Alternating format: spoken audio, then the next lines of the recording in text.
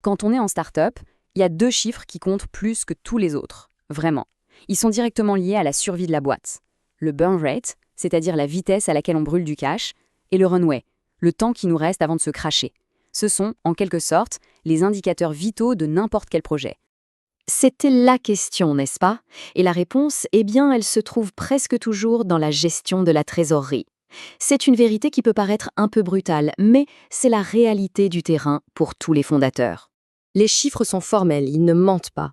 Bien avant les problèmes de produits ou même de marché, la toute première cause de mortalité des startups, c'est de se retrouver à court d'argent. Donc, comprendre comment on le dépense, c'est tout simplement la règle numéro 1 de la survie.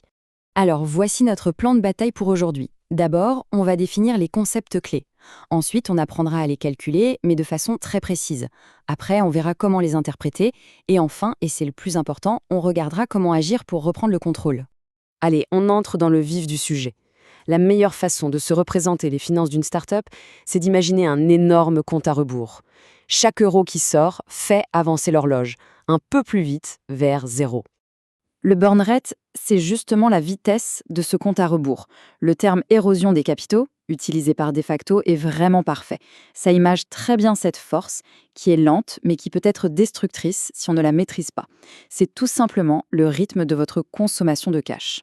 Et le runway, eh bien, c'est la conséquence directe de tout ça. C'est le temps qu'il reste affiché sur le compteur. La source Carmen parle de l'espérance de vie de la start-up, et c'est exactement ça. C'est le nombre de mois de survie si, bien sûr, rien ne change. Ce point est absolument crucial. Il ne faut pas voir ces métriques comme de simples outils de gestion interne. Non, non. Comme le souligne Will Ho, pour un investisseur, un runway qui est bien géré, c'est la preuve directe qu'une équipe est sérieuse, qu'elle est disciplinée et qu'elle maîtrise son destin financier. Bon, passons au calcul.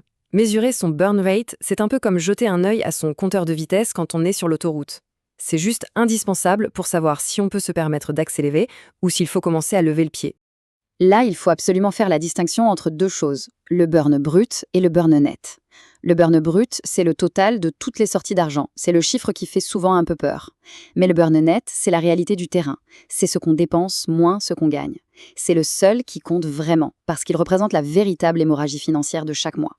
La bonne nouvelle, c'est que le calcul du burn net est super simple. On prend le cash qu'on avait au début d'une période, disons un trimestre, on lui soustrait le cash qu'il nous reste à la fin de la période, et on divise le tout par le nombre de mois. Le résultat, c'est la somme exacte qui s'est évaporée du compte, en moyenne, chaque mois.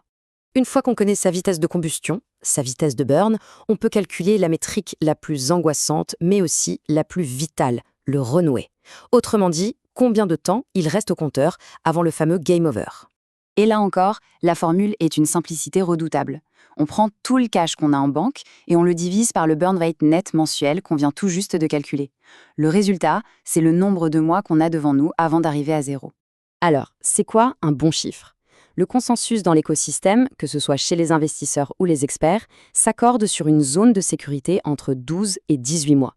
Viser 18 mois de runway, ce n'est pas du luxe. C'est s'acheter de la sérénité pour pouvoir construire et prendre des décisions stratégiques sans avoir le couteau sous la gorge. Et ce tableau, il illustre parfaitement un point clé. Un même runway, ici de 12 mois, peut raconter deux histoires radicalement différentes. Pour une start-up qui se finance toute seule, c'est un signal pour optimiser la rentabilité.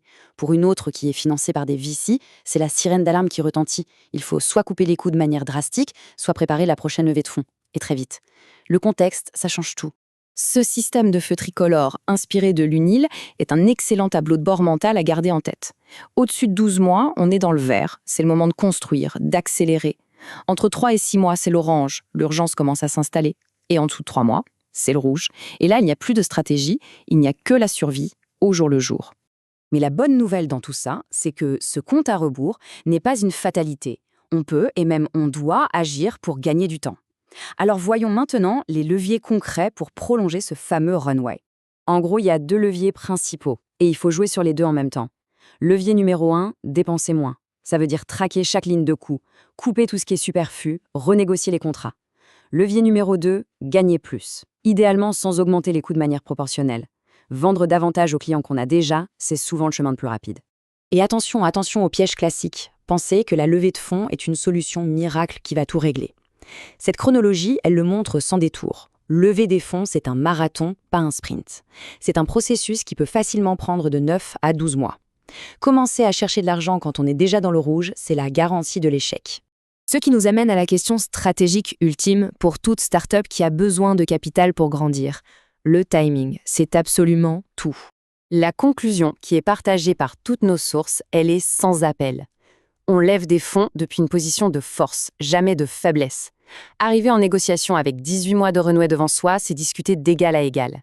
Y arriver avec seulement 3 mois de runway, c'est signer ce qu'on vous donne sur la table juste pour ne pas mourir. On termine avec cette question, une question à se poser. Le runway est-il un levier stratégique pour la croissance ou une source constante d'anxiété? Parce que le but de tout ce qu'on vient de voir, ce n'est pas juste de survivre, c'est de transformer cette contrainte en un puissant outil de pilotage. C'est ça, le passage d'une mentalité de survie à une mentalité de conquête.